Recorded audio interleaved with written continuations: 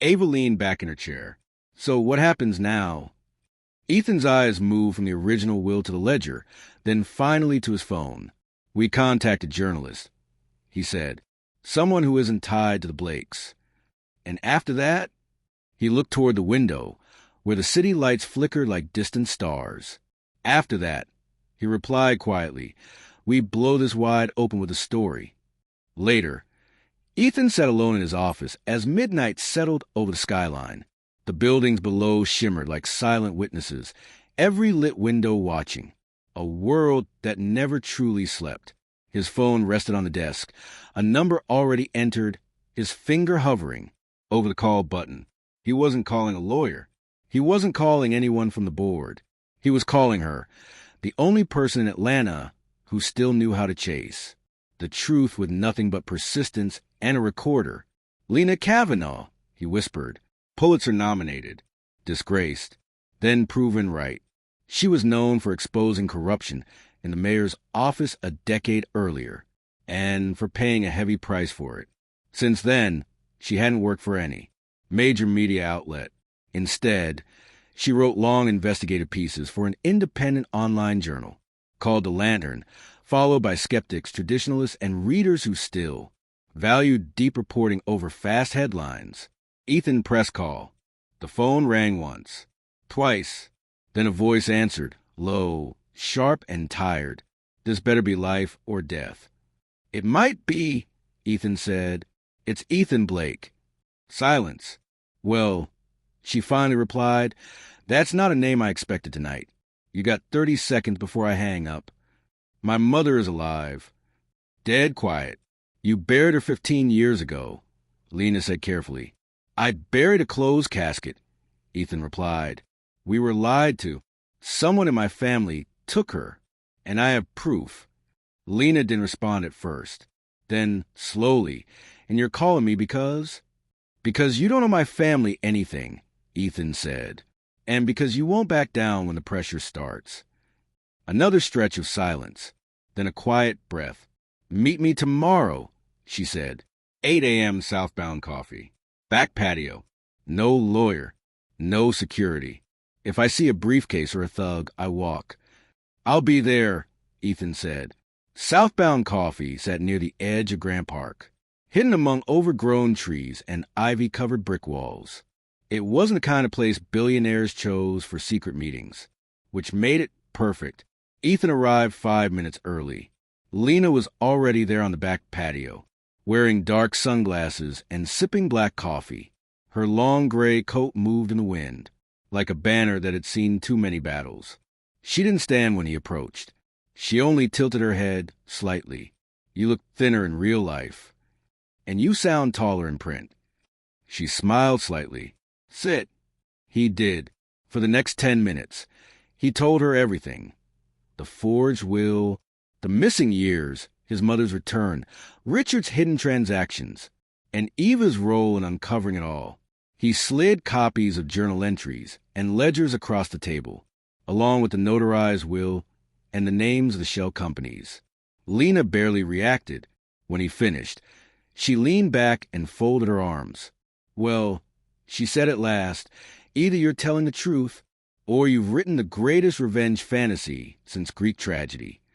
I have more, Ethan said. Audio from my mother. A recorded statement. We're verifying the financials right now. Why now, she asked. Why bring this to me instead of quietly taking it to court? Let the law handle it. Because I don't trust the law, he replied. Not when Richard has bought half the judges and funded the campaigns of the rest. Lena nodded slowly. That's fair. He hesitated, then added, and if something happens to me, Eva, or my mother, I want the truth out already. I want you to publish everything. She studied him over the rim of her coffee cup. You're not afraid anymore? No, he said. I'm angry. A pause. Then you've come to the right woman. She gathered the documents into her satchel.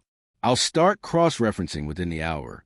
But I need access, emails, board memos, anything that can't be brushed off with a PR stunt.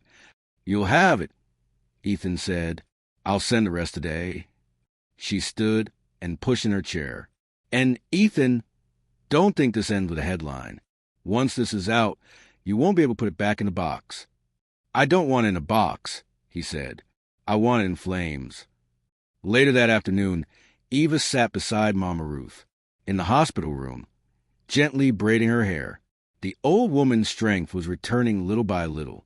She was eating more, speaking stronger, remembering clearer. I heard him on the phone, Mama Ruth said suddenly. Eva paused. Richard? She nodded. The day before they took me, he was angry, talking to someone named Gaines. Or maybe Granger. Eva frowned. Do you remember what he said? He said, if she opens her mouth, we lose the whole damn estate. She looked up at Eva. That's when I knew I had to act. I thought I had time. I didn't. Eva squeezed her hand. You made it back. That's what matters. Tears filled the old woman's eyes. You believed me when no one else did. And you're the reason he believes now, too, Eva said. That night, back in Ethan's home office, the first draft of Lena's expose appeared in his inbox. He opened it with shaking hands. The Billionaire's Heir, a legacy of lies buried alive. The subheadline read, How Power, Greed, and Silence Nearly Erased a Woman from History. Until her son finally listened. He read the opening paragraphs. Lena's voice was sharp and relentless. She named Richard directly, laid out the evidence, described Ava's role, recounted Ruth's captivity with chilling detail. And it was only part one. Eva stepped up behind him, reading over his shoulder. She doesn't pull punches, Eva said. She throws them, Ethan replied. He closed the laptop slowly. We release it in 48 hours. That gives us time to finalize the rest of the files. And after that? Eva asked. He looked at her, his expression steady and focused. After that, he said, Richard Blake answers to the world. Richard Blake was not a man easily rattled. In his 62 years, he had survived market crashes, lawsuits, boardroom revolts, and even the death of his own brother, with little more than a tightened jaw and another cube of ice in his scotch. But tonight felt different. Standing in his private penthouse study, the city spread out beneath him. He sensed a shift. The calls had been coming all evening. Not frantic calls, worse. The quiet kind, the warning kind. His longtime assistant had canceled tomorrow's lunch. The board chair had sent a single message. We should talk. And worst of all, he'd heard Lena Kavanaugh had been seen in Grant Park. Again, Richard swore under his breath. He opened the desk drawer and pulled out a burner phone, kept for emergencies only. Very few people knew the number. He dialed, waited, then spoke. I told you to monitor Ethan, he said coldly, not sit on your hands. We are watching him, the voice replied. But he's careful. No digital leaks. No paper trails. And now he's working with Kavanaugh. She's a wild card, the voice added. Richard's tone hardened. She's a grenade. If she publishes anything, even hints at my involvement, she won't get far. We have people ready. Not enough, Richard snapped. Find someone on the inside. Someone close. A staffer. A driver. I don't care. If Ethan, that woman, or the maid talk before I control the narrative, everything we built collapses. A pause. Understood. The call ended. Richard stared out through the floor-to-ceiling window. His reflection stared back, warped by the glass. He lifted his glass slightly. To survival, he murmured and drank. The next morning, Ava headed to the mailroom in Ethan's building, though she had insisted she was fine staying in the guest house behind the estate. She arrived early to collect several confidential envelopes. Lena had requested handwritten letters, medical reports, and the original time-stamped photo of Ruth's bracelet before it had been cleaned. Ava didn't expect the elevator to stop on the 17th floor. When the doors opened, a tall woman in a maintenance uniform stepped inside, too well-groomed to be just another cleaner. Her badge read, Temp Staffing Solutions. Ava offered a polite nod. Good morning. The woman returned it, calm and unreadable. As the elevator resumed, Ava noticed the woman's eyes flick toward the envelopes in her hands. specifically the name L. Kavanaugh printed in block letters. The elevator suddenly jolted. The woman pressed emergency stop. Ava froze. "What are you doing?" The woman smiled faintly. "Just a quick word." She stepped closer, her voice low. "Miss Kavanaugh is playing with matches. You might want to think twice before delivering gasoline." Ava tightened her grip on the envelopes. "Who are you?" The woman tilted her head. "Someone who knows how stories end, especially the ones told too loudly." The emergency light flashed. The elevator buzzed. Ava straightened, unshaken. "If this is meant to scare me," she said, "you'll have to try harder." The woman leaned in closer. "Careful, Ms. Jones. There's always a price for playing the hero." The elevator resumed its descent. The woman stepped out on the next floor without another word. Only then did Ava exhale. As soon as the doors closed, she called Ethan. He listened in silence as Ava described the encounter, standing in the hallway outside Mama Ruth's room, one hand gripping the phone, the other clenched into a fist. "They've started," he said quietly. "They're trying to intimidate us." "Won't work," Ava replied, "but it means we're close." He nodded. "Then it's time to accelerate." That afternoon, Lena published part 1. It went live on the Lantern at exactly 2 p.m. By 2:07, the site was crashing. By 2:15, the phrase "Ruth Blake is alive" was trending on social media. By 2:30, Richard Blake's personal PR firm released a rush statement. Mr. Richard Blake has no knowledge of the allegations presented and is deeply troubled by the manipulation of facts. The Blake family will respond formally through legal channels. Ethan read it and smiled coldly. "They're scrambling," he said. Eva sat across from him, laptop open, dozens of tabs flashing with breaking news alerts. "They're also watching us," she said. That woman in the elevator wasn't bluffing. "Then let's give them something else to watch." Ethan opened a folder on his desktop, labeled Phase 2. Inside were video files. One showed Ruth, recorded just 2 days earlier, softly describing the threat she received from Richard's assistant before she disappeared. Another showed Ethan reading the original will aloud, time-stamped and notarized. The third video was different. It showed Ava, bruised but composed, her voice steady as she described the night Ethan struck her and how she stayed afterward because she believed the truth mattered. "This goes public next," Ethan said. "They won't expect us to expose our own scars." Ava didn't look away. "Good. Let us bleed first." That evening, Richard sat alone again, this time in an underground office belonging to a private security firm. On the screens before him, news anchors debated, panels argued, and social feeds exploded. One phrase appeared again and again: "Justice doesn't care who wears a suit." Richard shut the screens off and turned to his assistant. "Find where she's being kept." "Ruth?" the assistant asked. "Yes, and find a way to move her quietly." "You want her gone?" "I want her unreachable." The assistant hesitated. "That won't be easy." Richard's eyes hardened. "Neither is breathing with broken ribs." "Make it happen." At the hospital, Ethan and Ava arrived for their nightly visit. Ruth's room was empty.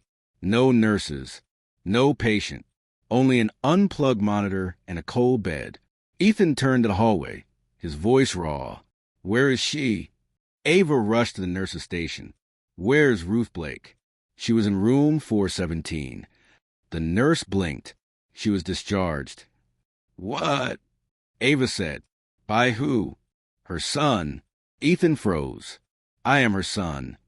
The nurse went pale. "They got to her," Ava whispered.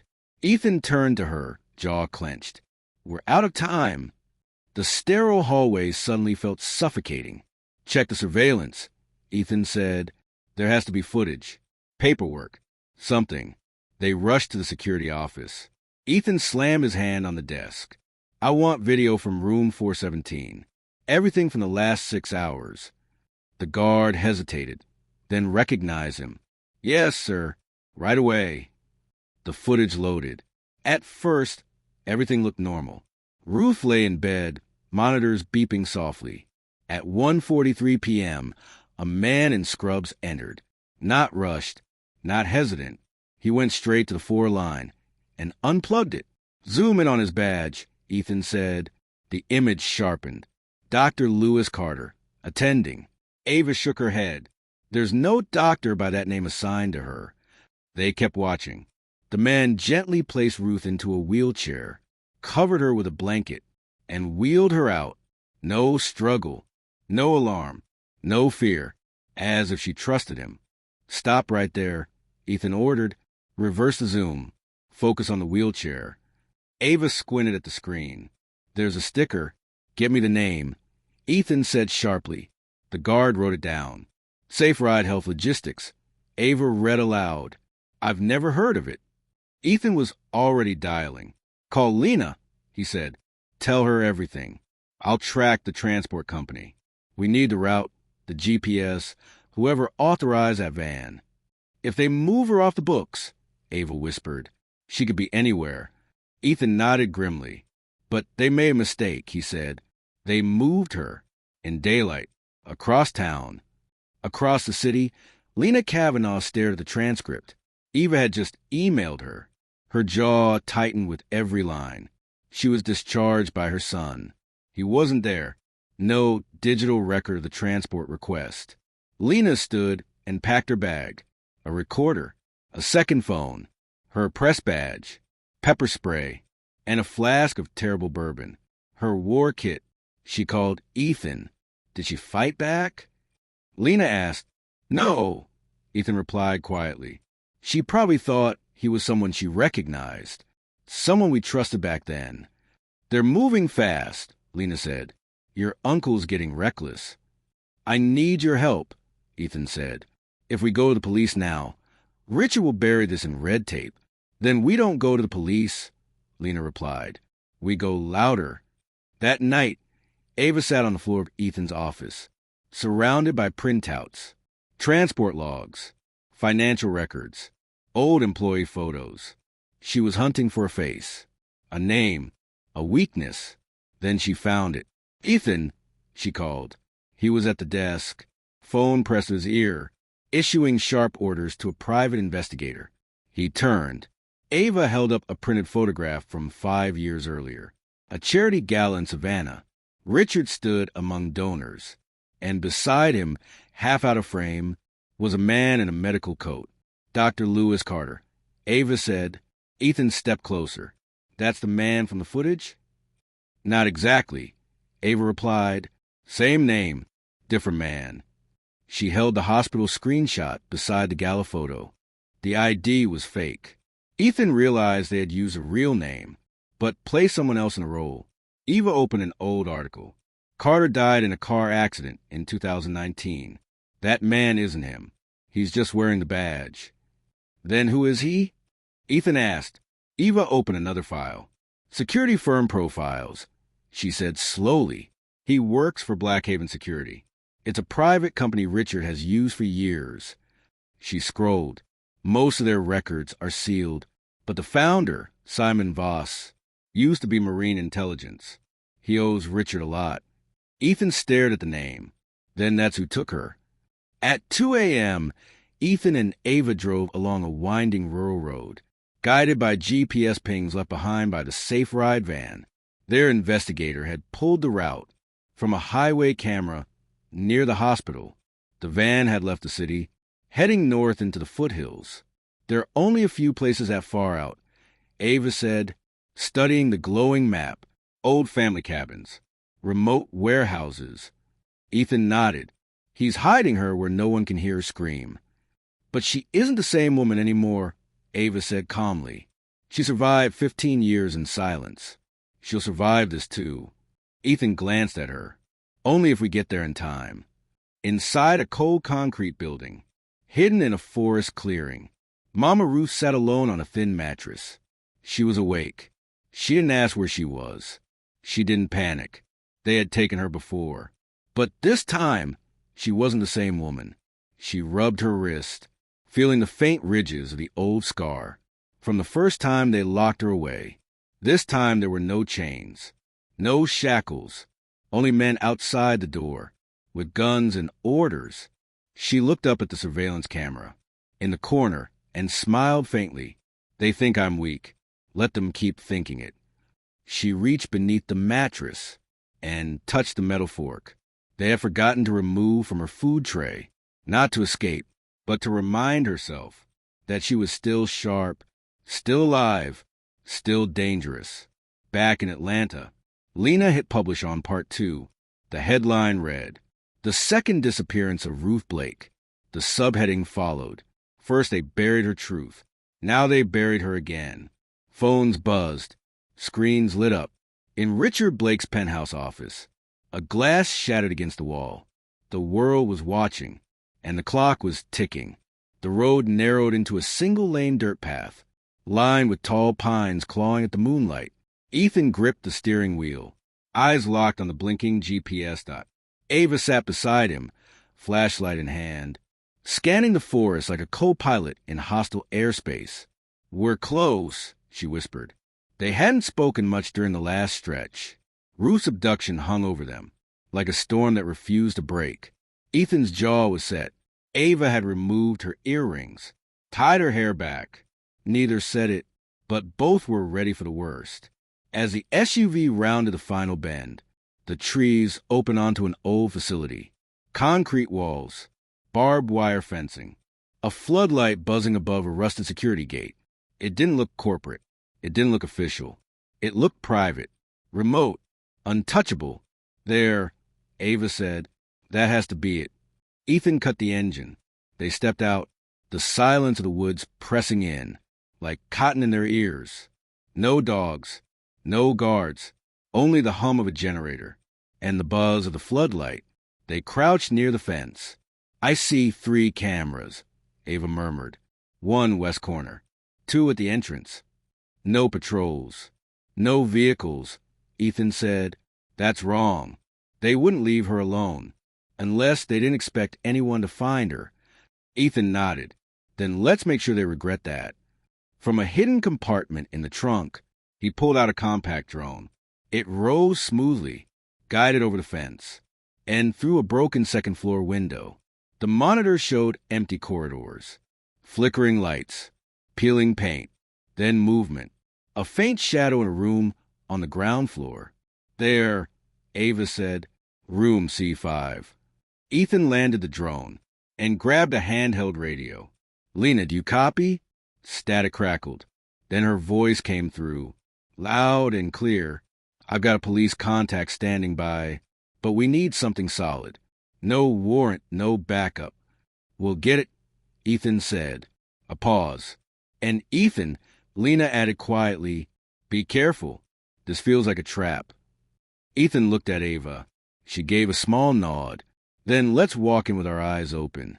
Inside the building, Mama Ruth sat in the same bare room, silent except for the hum of a small heater and the dim light buzzing overhead.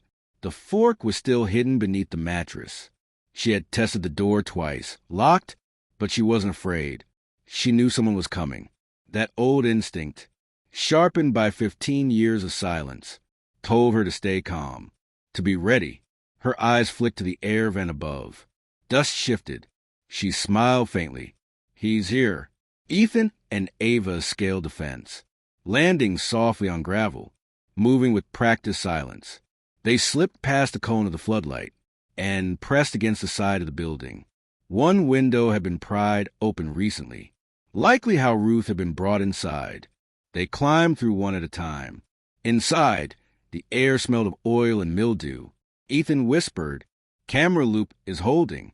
We've got 15 minutes. Maybe less."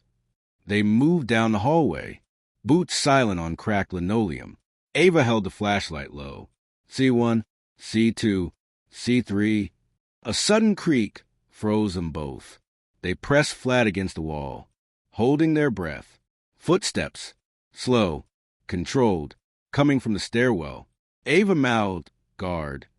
Ethan signaled, "Let him pass." The footsteps faded. They turned the corner. Room C5. Ethan placed his hand gently on the door handle. "Ruth," he whispered, just loud enough. "Mama." Inside, Ruth sat up, eyes wide. "Ethan," she croaked. He opened the door quickly. Ava rushed in, wrapping a coat around her shoulders. "We're getting you out," she said softly. "Can you walk?" Ruth nodded. "I've walked through hell, baby. This is just a hallway." They helped her to her feet. Then the hallway lights flickered and went out. The outside floodlights hummed louder. Voices followed. Male voices. Fast. Angry. "They're in the east wing." Ava's eyes met Ethan's. They knew. He nodded. "We're not running.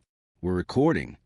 Ethan pulled a small body camera from his pocket, clipped it to his shirt, and pressed record. "Let's move." They advanced quickly, guiding Ruth down the corridor, toward the broken window. Ava scanned ahead. Clear. No flashlights. Then, "Stop." A voice barked behind them. They turned. Two men in black tactical gear, one holding a stun baton, the other reaching for a weapon. Ethan stepped forward. "Touch her," he said calmly, "and the whole world sees us in 5 minutes." He raised the camera. "We're live right now," Ethan said. "You touch a single hair on her head, and your faces go viral." The guards hesitated. Then one lowered his weapon. "Let them go," he muttered. The other tilted his head, listening to an earpiece. A long pause. Then both men turned and disappeared into the shadows. Ethan didn't wait. He lifted Ruth into his arms and ran with Ava toward the broken window. Moments later, they were outside, climbing the fence, their breath visible in the cold night air. Behind them, the compound fell silent again, but now it had been seen, recorded, and soon it would burn. Back in the SUV, Ruth sipped from a thermos Ava had packed. She was pale, but smiling. "You came for me." Ethan took her hand.